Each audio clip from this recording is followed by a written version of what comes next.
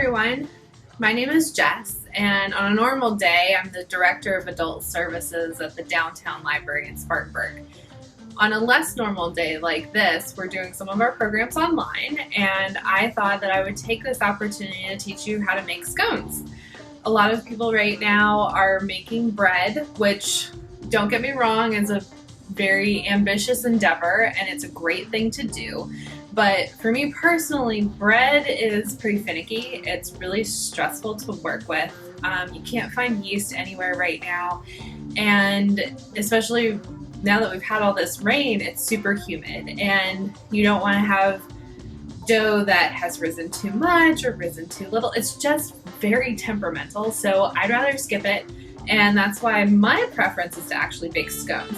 Scones have all of the doughy, flaky goodness of bread without any of the extra work. They're really easy to make.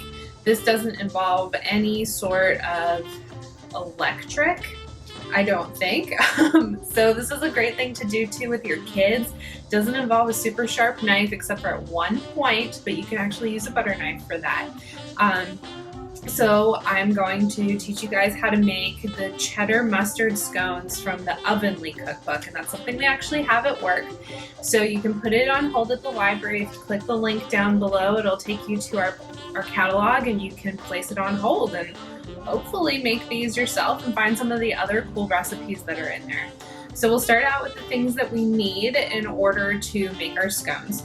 First things first, your equipment. All this stuff, of course, but it's pretty basic. You'll need a bowl to do your mixing in, a spatula to scrape anything you need out, again, your butter knife, or any sort of, even if you wanted to use a sharp chef's knife or something like that, to cut the dough right before you put it in the oven. Wooden spoon, a classic, a brush, and then a measuring cup. Do a 2-cup measuring cup instead of 1. It makes life a little bit easier. So you'll need those things. Put these aside. And then you're also going to need a 1-cup measuring cup. The reason we're using these two is because this one is going to be for wet ingredients and this is going to be for dry. It's much easier to use them separately, dry versus wet, as opposed to trying to combine them, because then you're going to be rinsing constantly. Bit of a pain in the butt. You'll also need your measuring spoons. We've got tablespoons and teaspoons. And you can hear it clanking next to me, a sheet tray that you can put your scones on before they bake. Now, we're going to get right into the ingredients that we need. I'm going to explain them to you as we go. So the first thing that we're going to do is probably the hardest thing to do, but also if you have kids at home, the funnest thing to do. So we're going to start with cutting our ingredients together. Cutting your ingredients means that you're taking a dry, like this thing, big bag of flour, and you're combining it with a solid fat, such as butter. So if you take your solid fat and you just throw flour on it, you're gonna have giant lumps of butter or shortening or margarine, whatever, anything like that.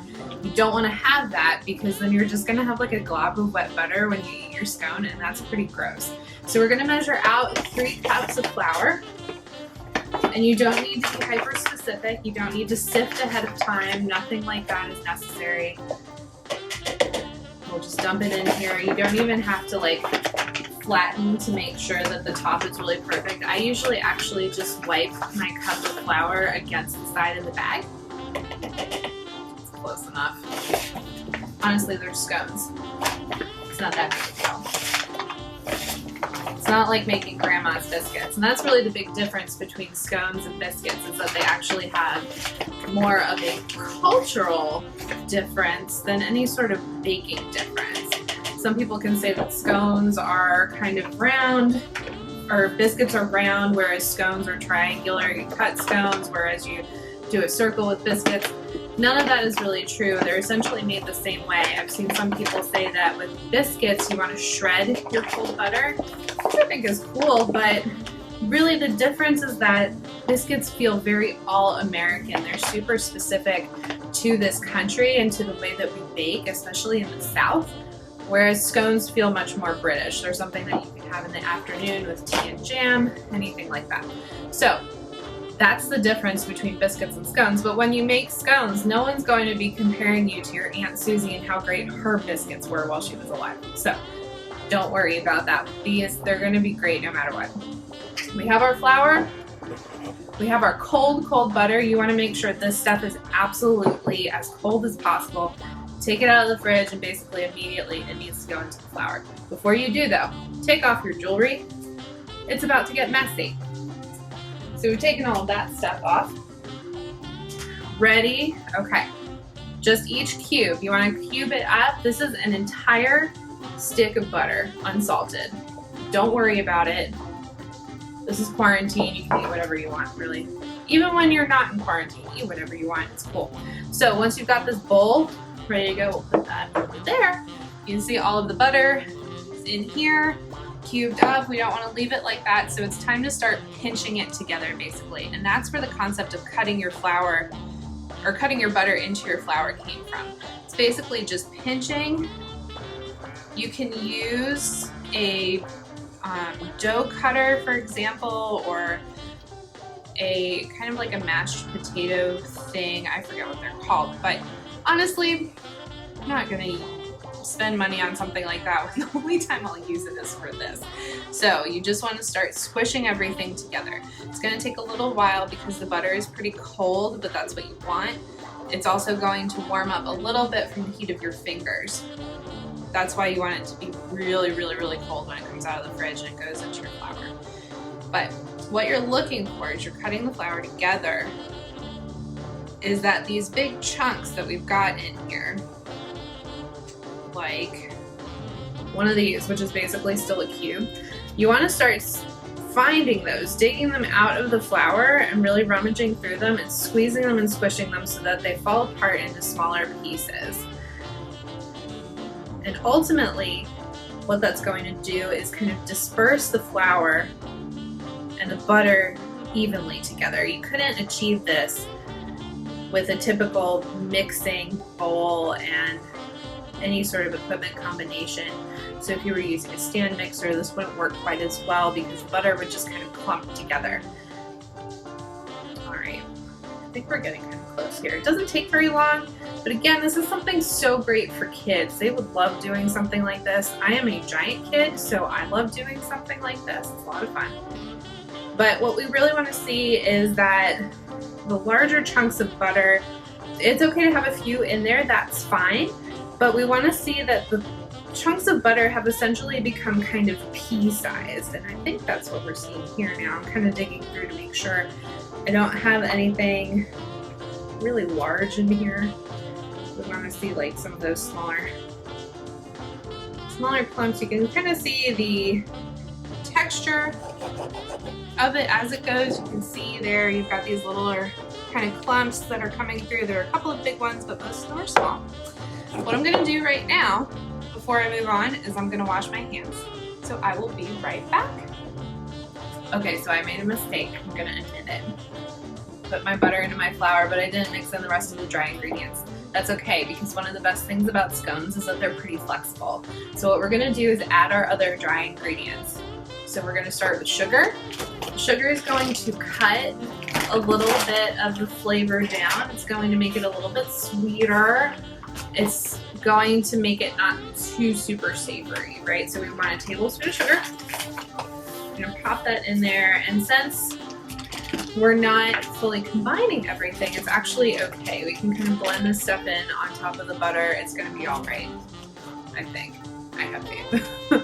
Next, we want to do salt. So we need a teaspoon and a quarter of salt. Don't do a tablespoon. I made that mistake in my life before, and it was a bad one. We'll use this extra bowl so that I don't dump salt all over everything. So we have a teaspoon of salt, and then another quarter teaspoon right here. Salt, when it's used properly, especially in baking, gives everything just a little bit more clarity of flavor. It's going to taste just a little bit better, a little bit more obvious. Really, really good. If you use too much salt, it's just going to taste like salt. For those of you who have seen the Great British Bake Off episode where they used all salt instead of all sugar, don't do that. It's a huge mistake. Next, we're going to use our baking powder. All we need is a tablespoon and a half of that. Baking powder is a leavening agent, so it's going to help your scones rise, and that's why we want to use all-purpose flour when we're baking. baking these scones anyway, as opposed to self-rising. Self-rising flour already has a leavening agent in it to help your stuff grow. We don't want our scones to be like this tall. It's also going to give them a more doughy consistency than we want. We want it to be really, really flaky. So we've got that. And then the last thing that we're going to add is some dry mustard. Now, this is where we start to get the flavor profile of the scone we're going for, which is cheddar mustard scone. So dry mustard, you do not need a lot of this. It's a half a teaspoon. Don't use a lot. You just scrape on the side. Now, if you wanted to do something different with your scones, maybe you don't like mustard, that's okay. I won't be mad at you for it, although who doesn't love mustard? But if you don't, that's fine. You could do something like sour cream and scallion biscuits. You could try to incorporate maybe diced fruit if you wanted to do a sweet scone. Diced dried fruit anyway. You don't want to put anything too wet into your scone because it's not going to get that dry flaky texture that we want if it's got like raw tomato in it. It's just going to get soggy. So we've got all of those in there. I'm going to mix it up real quick, and I'm actually going to use my spoon instead, as opposed to being too aggressive with my hands and getting all slimy and having to wash my hands again before the next time I have to wash my hands again. So we've got all that mixed together, and now our dry ingredients are fully ready to go. Put that over there, pop this bowl over there, leave this guy here. Our next step is going to be combining our wet ingredients. Here's where big cup comes into play. We're going to want a cup and a half of heavy cream. Let's be honest, you could use half and half, but we just put an entire stick of unsalted butter into our scone mixture, so who are we fooling? Just use heavy cream. Hang on to this. Don't use it for anything else because we're actually going to use it later on. Once you've got this in here, our next step is actually going to be to add some wet mustard. So we've got the dry mustard powder, and now we're going to use wet mustard. I like to use Maille, which is stone ground. You can see it's actually whole mustard seeds inside. And the nice thing about this stuff is that it gives you a good consistency and a good extra crunch. I don't know if you've ever eaten a wet mustard seed before, but when they pop inside your mouth, it's just that extra little bite. It's really, really good. But you can also use different types of mustard. You don't have to stick with this. It can be kind of hard to find in stores sometimes. I usually put in a little extra because, again, I'm a real mustard fan. You can dump it straight into this. You don't have to worry about having a separate bowl for it. It's just one other thing to watch. But what you can use instead, you can use Dijon. You could use honey mustard. You could use stone ground Dijon. You could even use yellow mustard if you wanted to. Or if you wanted to get wild, you could add a little horseradish. I'm proud and embarrassed to say that these all came from my own fridge. Again, mustard fan. But you can use any of those and it'll be roughly the same amount, about a tablespoon. You don't need to incorporate a ton of it because it's going to have a pretty strong flavor already. I will say with the honey, that takes you a little bit further toward the sweetness as opposed to the savory side of the scone. But eventually the cheese is going to cut into that anyway. So we've got that in there.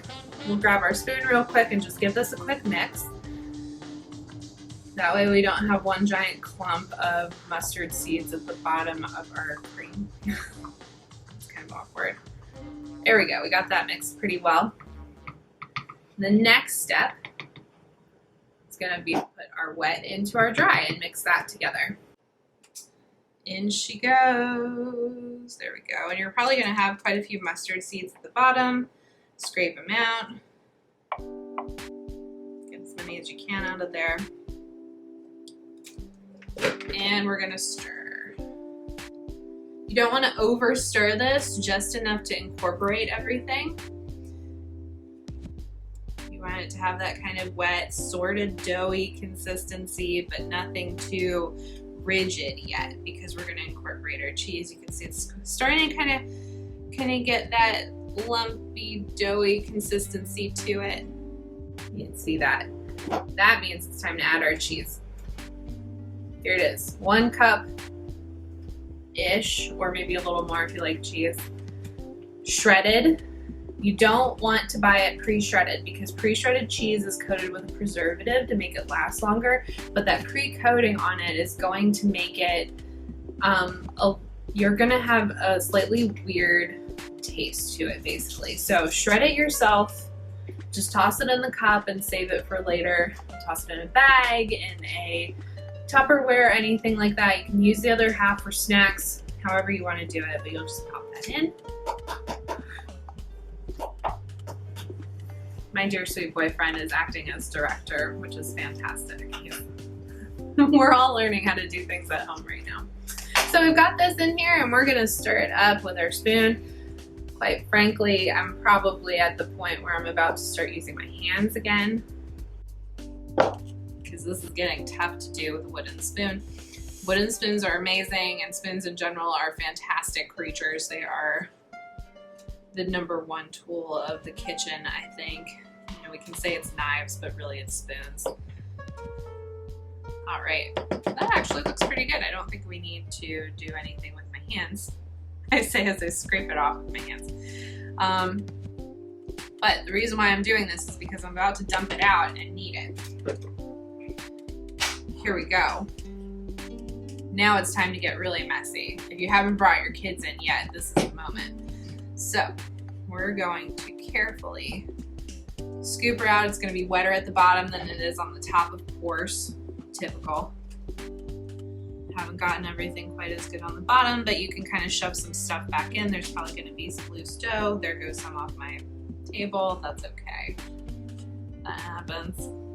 We needed to vacuum anyway. All right. Look at this mound of goodness. This is going to taste so good when it's done. I'm glad I wore my black jeans for this.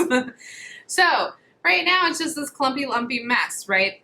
How do we get this into the form that we need, right? So we start kind of mushing it together.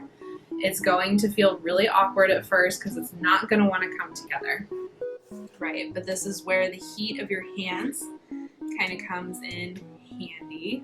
Boy, I'm full of puns right now. Sorry, guys.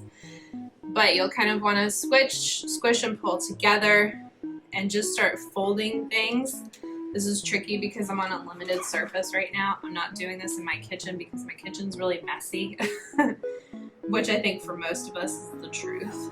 But as you start to work with this, you're going to see that the clumps that you're working with and you're folding over on top of themselves are getting bigger and more sustained. It's eventually going to happen, I promise. It's going to seem like it's not going to happen, and then suddenly it does. And part of the reason why we're doing it like this is because as we're folding together, that's how we get the nice layers of a scone, right? It's the same with biscuits. You have to do this whole folding process so that you get all those flaky layers of goodness. And you can see everything is kind of developing like a flat strata now as opposed to just being lumpy. What we're going to do essentially is cram it into one big blob, basically. Right, now it's starting to come together. Now that I'm messy, it's starting to come together. And that's why this is perfect for kids. It's a way to get messy. It's a really safe thing to do because, again, we haven't used anything sharp, anything intense. This is a great way to involve your children in baking for the first time, but it's also a great way to just allow yourself to get a little bit messy, right? So we kind of have this lump, it's semi-formed. You know, I don't know, it looks kind of like maybe a character in a James Cameron sci-fi film. Why not? But what we're going to do now to really ensure that we've got those good folded layers is we're actually going to take this lump, we're going to do our best we can, and we're going to fold it essentially in half. Now that looks super messy, right? But that's okay, because again, we're going to lump all of this together, fold it in half, squish it down, right? That forces that fold into place, basically. There's a lot of loose parts here, but that's all right. You're going to turn it quarter of the way. And then you're going to fold the same direction again. And and get some loose dough off my hands. Actually, this is a good time to take some of that loose dough, pop it in here, kind of squish it in place. Boop, boop, boop. And then we're gonna fold again. Look at the layers there. Beautiful stuff. That is gonna be so tasty in a bit. Right, and then squish it down again. Get it nice and flat. Squish, squish, squish. Squish, squish. All right, we're gonna do it one more time. Quarter turn. Just like NASCAR, we're doing a quarter turn. Get it nice and flat again. One more fold. One final fold. There we go. And then we're gonna squish it down and kind of shape it into a round. You wanna have it roughly 1.5 to 2 inches tall all the way around. So kind of force it, make the scone work for it. The scone mound, our scone mound here. There we go. Look at that. Now, again, you're gonna have some looseness here. That's all right, just scrape it to the side. There we go. Look at him. He's ready. He's a little mountain. Scone mountain. I like it. All right, so our next step, scrape some of this out of the way. Our next step is actually going to be cut it up and put it on our sheet tray. It is now time for the knife. Told you we would only use it once. This is our one time. So just cut it in half. Pull it apart. It's up to you how many scones you want. Do you want 4? Do you want 8? Do you want 6? Do you want 1,000 and cut them up into real tiny scones? Wouldn't do that, but we're probably gonna go ahead. I think we'll do 8.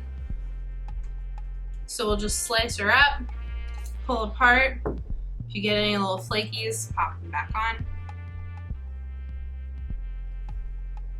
Boom. There we go. And then once you have these all sliced, what you'll be able to do is actually you can look at the dough and you can see some of those layers.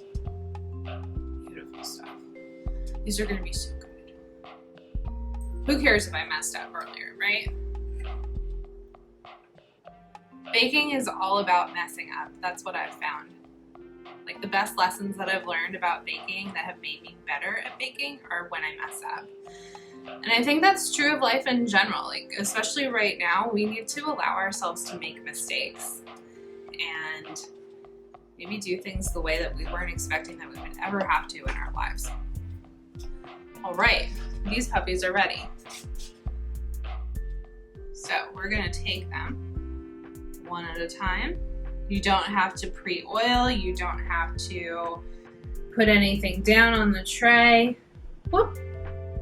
We're losing them. They're so dense and yet so layered that we're losing parts here. Oh no! That's okay. That one I can give to my dad. He'll eat it. He'll eat it no matter what. But what you can see when you do something like that is that it comes off in like a super flat layer, and those are gonna be your like flaky, doughy, excellent pieces. All right, so we've got them all on our tray here. We get this last one air lifted. What we're going to do actually is put them in the freezer right now for 10 minutes. That's going to help the dough toughen up and kind of make it really strong and firm so that you don't have things like this where it's falling apart. And then we'll take it out. Right now, preheat your oven to 375. Toss these in the freezer and I'll see you in a minute. All right, these things have been sitting in the freezer for about 10 minutes. The oven is preheated. I did say earlier 375. I meant 425, but if you've already got it set for 375, you can either adjust it up to 425 or you can cook for a little bit longer at 375. I would say about 20 to 23 minutes instead of 18 to 20, which is what you'll do for 425. And again, that's down in the information underneath the video anyway.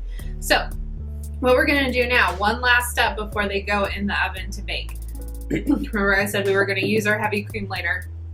You don't need a whole lot of this. What we're gonna do is brush the top of our scones, including mini scone mountain here, so that the top doesn't dry out. And this just makes sure that we keep none of it like kind of burns or crusts a little too much. So you got your brush.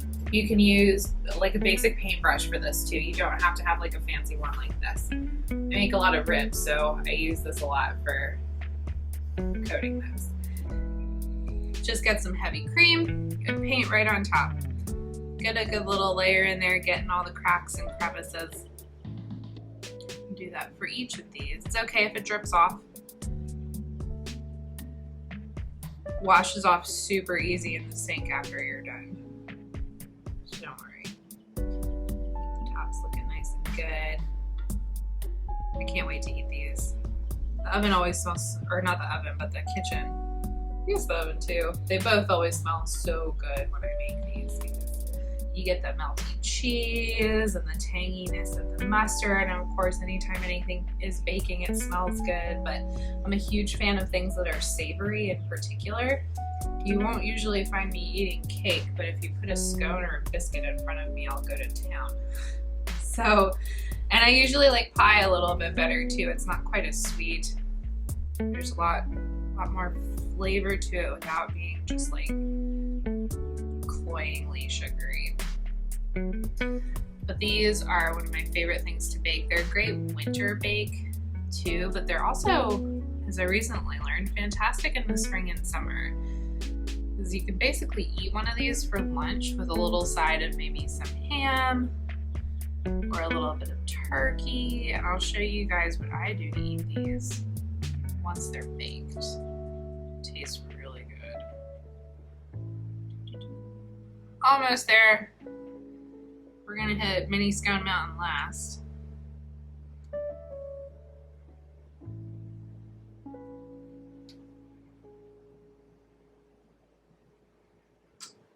Here we go. Mini scone mountain, and then what we're gonna do once the heavy cream is done on all these guys is we're just gonna knock them with a little bit of salt and pepper. So see, not even a quarter of a tank. Here, put that. Actually, I'm gonna put this over here so it doesn't fall over. That would be good.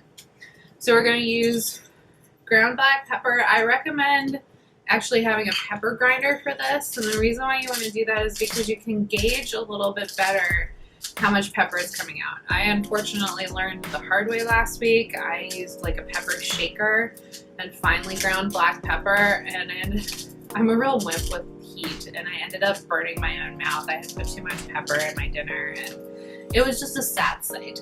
If you like a lot of pepper, go for it. If you're okay with less, like myself, just a light grinding. The next thing you're gonna want to do is hit it with salt. I recommend using coarse salt for this. You don't want to use this stuff because it's the same kind of concept. You can't gauge as well how much salt is going on when it's finely ground like this as you can with coarse salt. The other thing about coarse salt, as opposed to finely ground salt or really small particles of salt, is that this is really used for incorporating into other ingredients. So anytime you're baking or you're mixing food together, if you're salting your food in the pan, caramelized onions for example, or mushrooms, anything like that, when you really want the salt to blend and incorporate, this is what you want to use. This isn't going to dissolve as easily and mix in with everything, but this is great for finishing things. So when you want a touch of salt on top of your steak or your salad or your scones, this is the way to go. So we'll just give it a quick shake. The other thing about the heavy cream is that that's how this stuff sticks on top instead of just like collapsing off the sides. All right, I think we're good to go. So 425 for 18 to 20 minutes or 375 for 20 to 23. Just keep checking your scones. I'll see you guys in 20 minutes. Here we go. We have our scones. They're ready to go. You can see right here all those light fluffy layers. beautiful shape. It's in a triangle. Way to go, geometry. So good. My favorite way to eat one of these things, like I said earlier, a side of protein is good, a ham or a turkey, honestly even some pickled vegetables so you get a little bit of that acidity from some vinegar. There's a little bit of acidity in here from the mustard, so we've got salt, fat, acid, zero heat. The thing that you can do to incorporate some heat, if that's what you're interested in, is to use a hot honey. Now this is regular honey because I don't do heat, but if you wanted to incorporate a honey that had maybe a little bit of pepper in it, like a red pepper or a pimentone or something like that, it would be really good. So let's have a look, y'all. Just look at this, the way that it just flakes apart. Look at the steam coming out of that. These really are fresh out of the oven. So we'll hit the little bear here. Put a little bit of honey on that. Look.